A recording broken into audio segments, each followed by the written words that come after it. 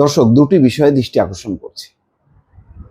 এবারের চীন সফরের পর দেখা যাচ্ছে যে বাংলাদেশের যেসব অঞ্চল নিয়ে চীনের বিশেষ উদ্বেগ উৎকণ্ঠা ছিল, সেই জায়গাগুলোতে চীন ঢুকে পড়েছে। আরেকটি বিষয় দেখবেন যে এত বড় সফলতার পরও, অর্থাৎ এই সফরকে অত্যন্ত সফল বলা হচ্ছে। বিএনপিও বলেছে তারা এই সফরকে খুবই ইতিবাচকভাবে দেখছে। এত বড় সফলতার পরেও দেশে ফিরে ডক্টর ইউনূস বগল বাজাচ্ছে না। তার পক্ষ থেকে তার কর্মকর্তারা এর বিশ্লেষণ করছে। তারা বলছে যে তিস্তা প্রকল্প এবং বাংলাদেশি শিক্ষার্থীদের উচ্চশিক্ষায় ইতিবাচক সাড়া চীনের। আরেকটি কথা বলেছে, মোংলায় আরেকটি অর্থনৈতিক অঞ্চল করতে চায় চীন। মোংলায় ইতিমধ্যে মোংলা দিয়ে তারা সড়কে প্রায় 5 থেকে 6 হাজার কোটি টাকা বিনিয়োগ করেছে ভারত, যে তারা 7 সিস্টারে মালামাল মোংলা বন্দর থেকে নিয়ে যেতে চায়।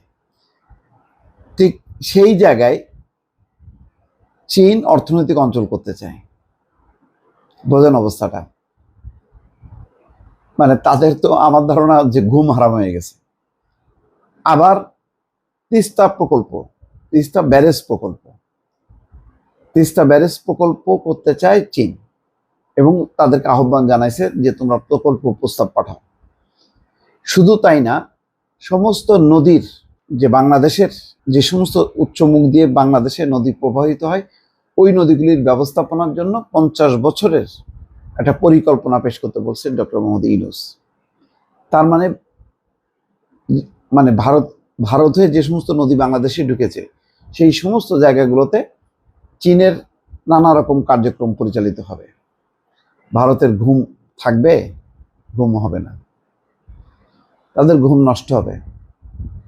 ঠাকুরগাঁও, সৈয়দপুর, এই সমস্ত বিমানবন্দরে চীনের ব্যাপক কার্যক্রম শুরু হবে।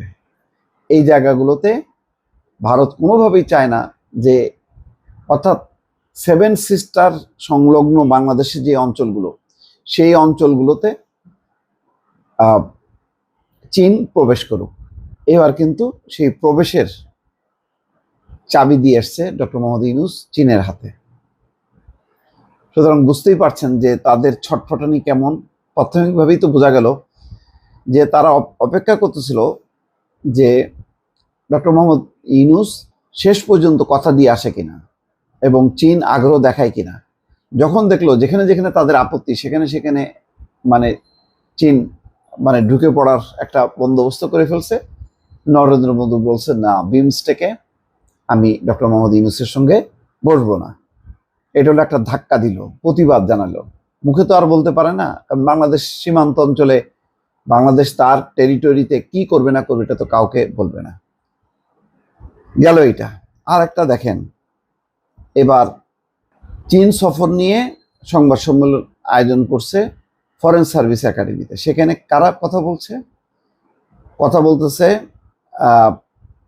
প্রধান উপদেষ্টার high representative doctor Khalilur Rahman, তিনি ছিলেন প্রেস সচিব শফিকুল আলম, তিনি ছিলেন। তারা বক্তব্য রাখছেন এবং বলছেন যে পুরো দিকগুলো কি আলোচনা হয়েছে, কি আলোচনা হয়নি। আগের কথা চিন্তা করেন, মাত্র 8-10 মাস আগে, এই 8 মাস আগেই তো, কোন মাসে, এপ্রিলেই গত বছর এপ্রিল গিয়েছিল শেখ হাসিনা চীন সফরে। 5 দিনের চীন সফর শেষে 4 দিন করে তাড়াতাড়ি চলে আসছে। সবাই জানে যে কিচ্ছু পায়নি, কিছু এমইউ স্বাক্ষর হয়েছে, এই সংস্কৃতি বিনিময়, এটা সেটা আলতু ফালতু আগড়ুম বাগড়ুম, আর অনুদান মুখে বলছে যে 1600 কোটি টাকা দেওয়া হবে, 1.6 মিলিয়ন।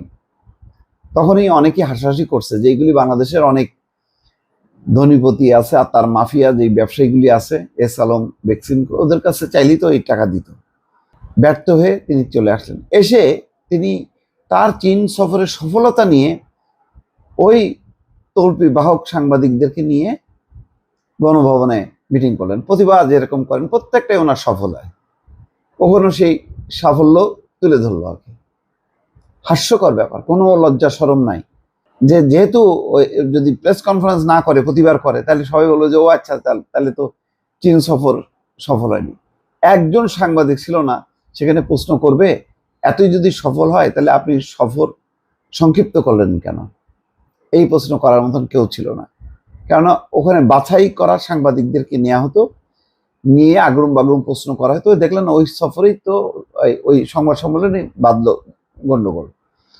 ওখানে ওই যে কোটা, সরকারি চাকরিতে কোটা নিয়ে যে মুক্তিযোদ্ধার নাতিপুতি পাবে না, তো কি রাজাকারের নাতিপুতিরা চাকরি পাবে? দিল একেবারে আগুন ধরায়। মানে একদিকে চীন সফর তো ব্যর্থই হলো, অন্যদিকে এসে নিজের পতনটা নিশ্চিত করলো।